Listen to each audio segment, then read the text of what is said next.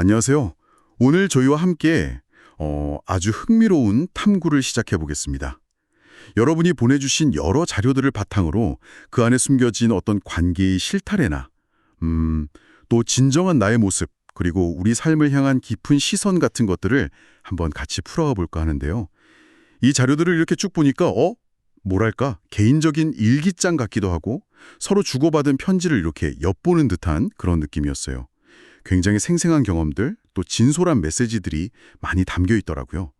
그래서 오늘 저희의 목표는 이 이야기들 속에 담긴 어떤 보석 같은 통찰들, 그런 걸 발견하고 그게 또 바로 여러분께는 어떤 의미로 다가오는지 이걸 함께 탐색해 보는 겁니다. 자, 그럼 바로 시작해 볼까요? 가장 먼저 제 눈에 딱 들어온 건 모든 것이 연결되어 있다는 그런 생각이었어요. 뭐 과거와 현재, 또 어제의 배움이랑 오늘의 활동, 심지어는 다른 공동체나 세대까지도 이게 다 하나의 큰 그림 안에 있다는 거죠. 어떤 훈련 과정 자체가 이런 연결성을 경험하도록 만들어졌다, 이런 이야기도 있었고요. 이게 어떻게 이렇게 다 이어질 수 있다는 걸까요? 네, 여기서 그 주목할 점은요. 이게 단순히 사건들이 시간 순서대로 쭉 이어진다, 이런 의미는 아니라는 겁니다. 자료들을 보면 하나님을 알고 또 알린다는 어떤 더 큰 목적 아래에서 모든 경험이나 관계가 다 의미를 갖게 된다, 이렇게 설명을 해요. 특히 하나님을 아버지로 아는 것이 이 모든 연결의 어떤 기초이자 핵심 동력이다, 이렇게 제시가 되거든요. 그러니까 뭐랄까 완전히 새로운 시작이라기보다는 이미 존재했던 것들, 심지어는 과거의 경험까지도 현재와 미래를 향해서 계속 이어지고 또 통합되는 그런 과정으로 보는 거죠. 아, 그렇군요. 그러니까 예를 들면 지난주에 배운 게 이번 주 강의랑 연결되고 기도 시간에 얻은 깨달음이 그 다음 활동으로 또 이어지고 그런 유기적인 흐름을 말씀하시는 거군요. 네. 꼭 거대한 직물처럼 모든 게 다 이렇게 짜여 들어가는 그런 느낌인데요. 네, 정확합니다. 바로 그런 관점에서 그 가문의 퍼즐이라는 비유가 나오는데 이게 참 인상적이더라고요. 두 사람이 각자 가지고 있던 그 퍼즐 조각들이 하나님 안에서 만나서 하나의 완성된 그림을 이루고, 근데 그 그림에는 심지어 다른 사람들을 위한 어떤 문까지 열려 있다, 이런 이야기죠. 와, 이게 개인적인 차원을 넘어서서 어떤 관계 속에서의 연결, 더 나아가서는 공동체와 세대를 잇는 연결까지 이렇게 확장되는 개념인 것 같아요. 하나님의 그 큰 계획 안에서는 모든 것이 제자리에 놓여 있다는 어떤 믿음, 이게 바탕에 깔려 있는 거죠. 흥미롭네요. 네. 개별적인 삶들이 모여서 뭔가 더 큰 이야기를 만들어 간다는 거군요. 그럼 다음 주제로 넘어가 보면요. 개인을 향한 메시지들. 이게 정말 특별하게 다가왔어요. 그냥 단순한 격려나 칭찬, 이런 걸 넘어서서 그 사람의 어떤 본질적인 정체성, 뭐랄까, 신이 바라보는 시각에서의 가치, 이런 걸 이야기해 주는 것 같더라고요. 네, 바로 그게 이제 자료에서 말하는 긍정, 영어로는 affirmation이라고 하죠. 그 힘인 것 같습니다. 단순히 기분 좋으라고 하는 말이 아니라 그 진리 안에서 그 사람의 존재 자체를 딱 세워주는 거죠. 여기서 중요한 건 각 개인의 어떤 고유한 모습, 또 강점, 이런 걸 아주 구체적으로 짚어준다는 점이에요. 예를 들어서 그냥 좋은 사람, 이게 아니라 관계를 아주 진실하게 맺고 거짓을 싫어하는 놀라운 친구라거나, 또 말수는 적지만 그 안에 깊은 지혜의 샘을 가진 사람처럼요. 굉장히 구체적이죠. 맞아요. 맞아요. 그런 구체적인 묘사들이 정말 많았어요. 좋은 가정 배경 안에서 관계의 소중함을 아는 사람, 또 경계를 넘어서 누구와도 친구가 될 수 있는 사람, 아니면 다른 사람에게 힘을 주는 어떤 격려의 능력을 가진 사람, 또 흩어진 꿈들을 이렇게 모아서 비전을 제시하는 사람 등등. 이게 단순히 행동을 칭찬하는 게 아니라 그 사람 안에 있는 어떤 가능성, 또 본질, 이런 걸 봐주는 느낌이었어요. 네, 핵심이 바로 그겁니다. 그 겉으로 드러나는 모습뿐만 아니라 그 사람 안에 있는 하나님의 형상, 이걸 발견하고 인정해 주는 거죠. 예를 들면 비언어적인 소통에 능하고 관찰력이 뛰어난 모습이라든지, 아니면 자비와 긍휼이 넘치는 모습, 또 지성을 가지고 아주 명료하게 설명하는 능력, 또 이야기를 통해서 사람들을 연결하는 재능, 세밀하고 소중한 것을 다루는 어떤 지혜까지. 이런 긍정은 개인이 자신의 가치를 깨닫고 또 하나님과의 관계 안에서 내가 정말 특별한 존재구나, 이걸 인식하도록 돕는 거죠. 아주 중요한 과정입니다. 특히 그 깨어진 조각에 대한 비유가 기억에 많이 남아요. 뭐 상처나 약점처럼 보이는 것들이 예수님을 통해서 이렇게 붙여질 때 완전히 새로운 작품이 된다. 이런 이야기였죠. 성경 인물들도 다 그런 깨어진 경험이 있지만 그게 오히려 뭐 믿음의 영웅으로 세워지는 재료가 되었다. 이런 설명도 되게 인상 깊었습니다. 그렇죠. 이건 그러니까 약점이나 실패를 무조건 부정적으로만 볼 게 아니라 그건 역시 나를 이루는 아주 중요한 부분이고 또 누구의 손에 붙들리느냐에 따라서 그 의미와 결과가 완전히 달라질 수 있다. 이런 어떤 관점의 전환을 보여주는 거죠. 깨어졌다는 그 사실 자체가 문제가 아니라 그 조각들이 어떻게 다시 재구성되느냐. 이게 중요하다는 메시지인 것 같아요. 그렇군요. 정체성에 대한 정말 깊은 통찰이었네요. 다음으로 그 삶의 계절이 바뀌는 것에 대한 이야기도 있었어요. 특히 무언가를 좀 내려놓아야 하는 그 letting go라고 하죠. 그런 쉽지 않은 시기를 지나는 사람들에 대한 언급이 있었는데 이게 어떤 의미일까요? 이 내려놓음이라는 개념이 참 흥미롭게도 하나님의 성품하고 연결돼서 설명이 돼요. 하나님 아버지가 자신의 가장 소중한 아들 예수님을 이 세상에 내어주신 것을 예로 들면서 내려놓음이라는 게 단순히 뭔가를 잃어버리는 그런 상실의 경험이 아니라 더 큰 계획과 목적을 위한 능동적인 선택일 수 있다. 이런 점을 시사하는 거죠.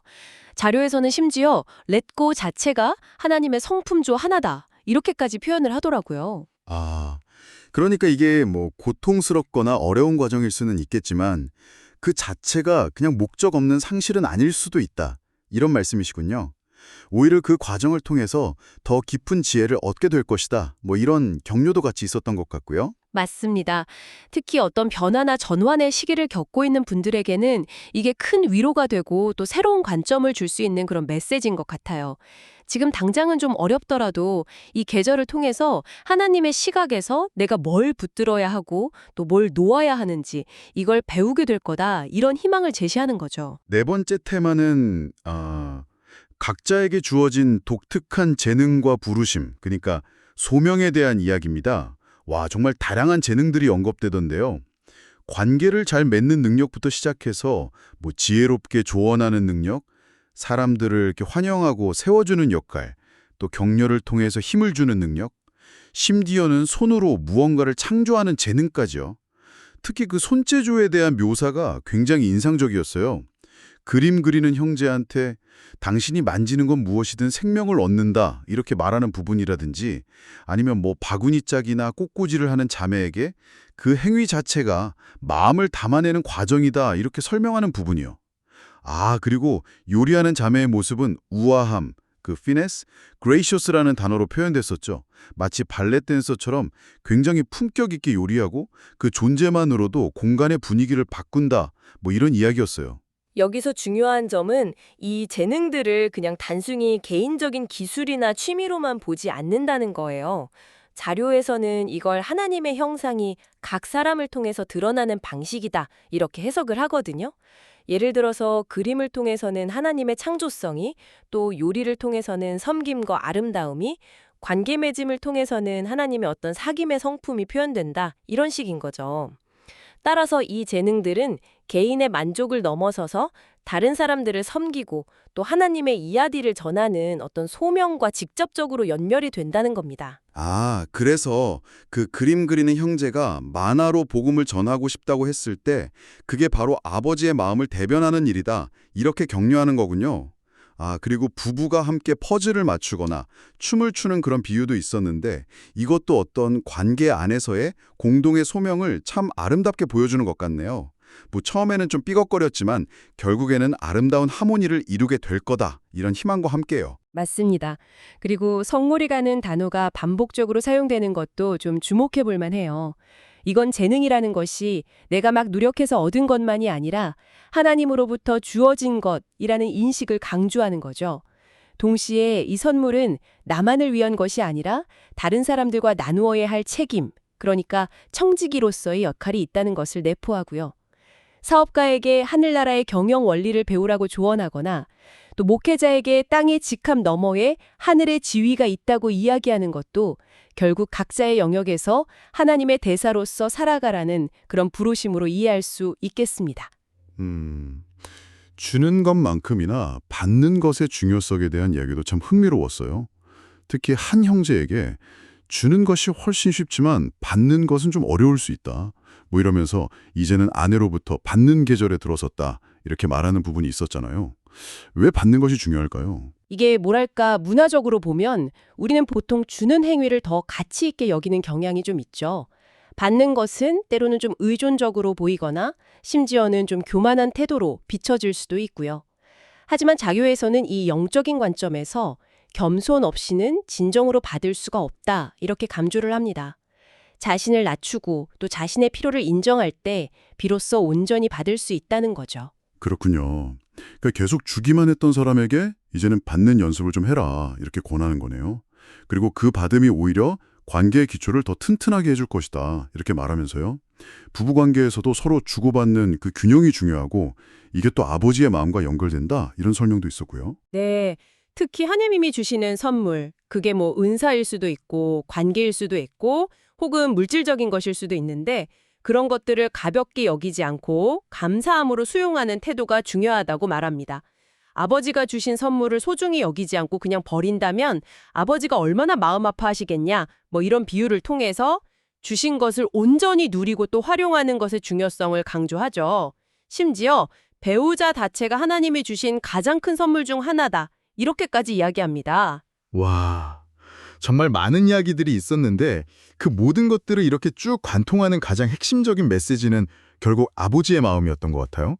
개인을 향한 하나님의 시선 말이죠. 여기서 되게 흥미로운 점은 단순히 사랑한다, 러브라는 표현을 넘어서서 좋아한다, like라는 단어를 사용한다는 점이었어요. 이게 어떤 차이가 있는 걸까요? 자료에서는 이 좋아한다는 표현이 사랑한다보다 훨씬 더 구체적이고 실제적인 애정을 담고 있다 이렇게 설명을 해요.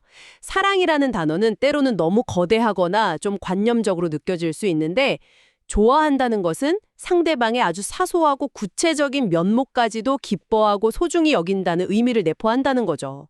예를 들어서 뭐 아내를 사랑하지만 좋아하지 않는다면 그 관계는 좀 공허할 수 있듯이 하나님 아버지가 우리를 좋아하신다는 것은 우리의 존재 자체, 심지어 우리가 뭐 당연하게 여기거나 좀 부족하다고 생각하는 그런 부분까지도 기쁨으로 받으신다는 뜻으로 해석할 수 있겠습니다. 아, 그렇군요. 그래서 어떤 사람에게는 그 세밀한 것을 잘 다루는 모습, 또 어떤 사람에게는 끊임없이 질문하는 모습까지도 아버지가 좋아하신다, 이렇게 말하는 거군요.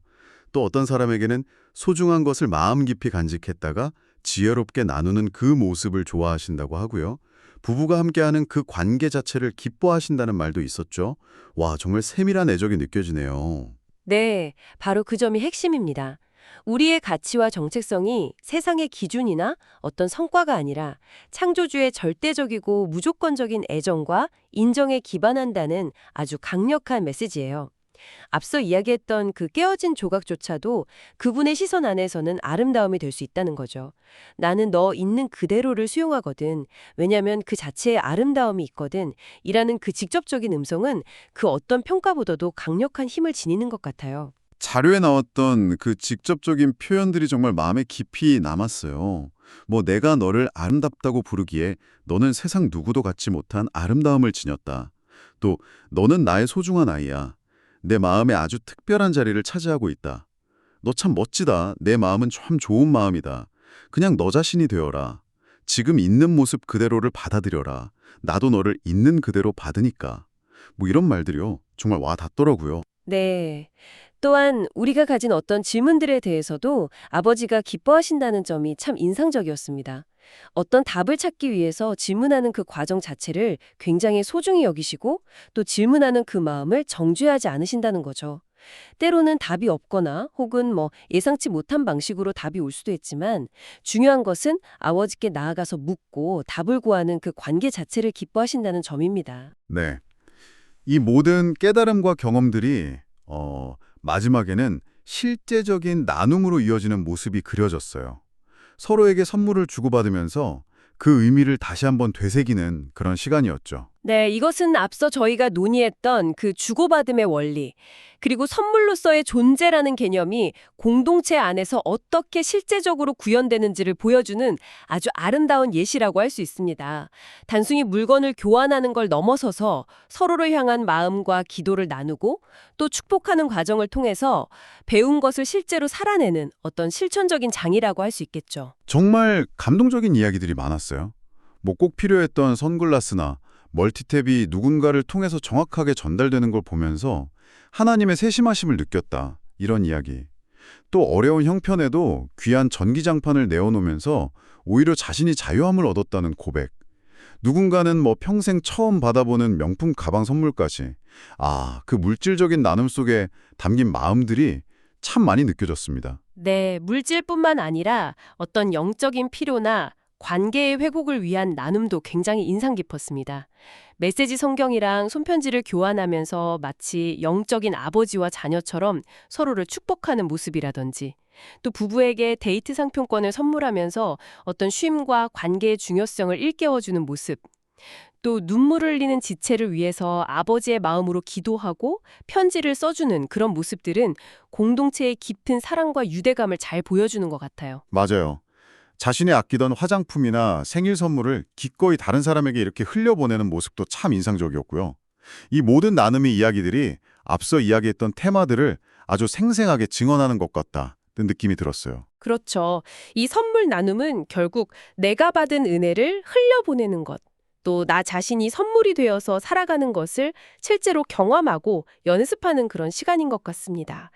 또한 나의 가장 소중한 것을 내어드리는 용기를 통해서 주는 것의 참된 의미와 기쁨을 더 깊이 배우는 그런 과정이기도 하고요. 오늘 저희는 여러분과 함께 이 자료들을 통해서 삶의 여러 조각들이 어떻게 의미 있게 연결되는지, 또 진정한 나를 발견하고 긍정하는 것이 왜 중요한지, 변화의 계절을 어떻게 받아들여야 하는지, 그리고 각자에게 주어진 독특한 가치와 소명이 무엇인지, 이런 것들을 탐구해 보았습니다.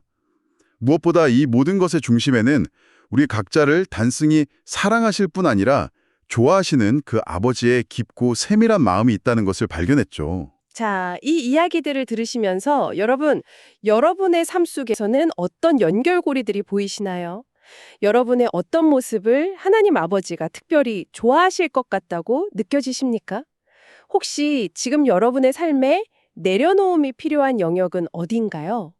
혹은 겸손히 받아들여야 할 선물은 무엇일까요? 한번 생각해 보시면 좋겠습니다. 어쩌면 이 자료들이 우리에게 던지는 궁극적인 질문은 바로 이것일지도 모르겠습니다.